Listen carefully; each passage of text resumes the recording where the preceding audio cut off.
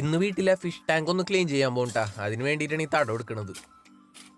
ചെറിയ മീനുകളൊക്കെ മിസ്സാവാണ്ടിരിക്കാനാണ് ഈ വല വെച്ചിട്ടുള്ളത്. ടാങ്കിൽ ഇപ്പം 4 സൈസ് മീനുകൾ എടുക്കുന്നുണ്ട് കേട്ടാ. കൂടുതൽ നട്ടറും അനബസും ഉള്ളത്. വെള്ളം തീരാനായിട്ട് കുറച്ച് ടൈം എടുക്കൂട്ടാ. വീട്ടിലെ കുളത്തിൽ ബ്രാല് മുട്ടയിട്ടിട്ടുണ്ട്. എപ്പോഴും ഈ കരഭാഗത്ത് തന്നെ ഉണ്ടാവും. അത് ദേണ്ട ഈ പുല്ലിന്റെ ഇടയ്ക്ക് മുട്ടയിട്ടിട്ടുണ്ട്. അങ്ങനെ ദേ വെള്ളം ഏകദേശം വറ്റിയിട്ടുണ്ട് കേട്ടാ. ഇനി ഇവന്മാരെ പിടിച്ച് ബക്കറ്റിലാക്കിയിട്ട് വേണം ടാങ്ക് ക്ലീൻ ചെയ്യാൻ.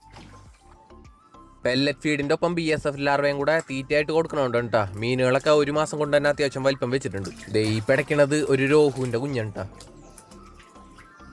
കാർപ്പുകൾക്ക് വളർച്ച കുറച്ച് കുറവുണ്ടാ. പക്ഷെ നട്ടറും അനബസും പെട്ടെന്ന് തന്നെ വലുതാവുന്നുണ്ട്. 30 നട്ടറും 30 അനബസും ഉണ്ട് ഇതിൽ എടുക്കണത്. നമ്മളെന്തായാലും കുറച്ച് മീനും കൂടെ ഇടുന്നുണ്ട്. കുളത്തിൽ നിന്ന് കിട്ടിയ ചെറിയൊരു പിലോപ്പിയുടെ കുഞ്ഞാണ്ടാ. ഇത് നല്ല പെട്ടെന്ന് വലുതായി.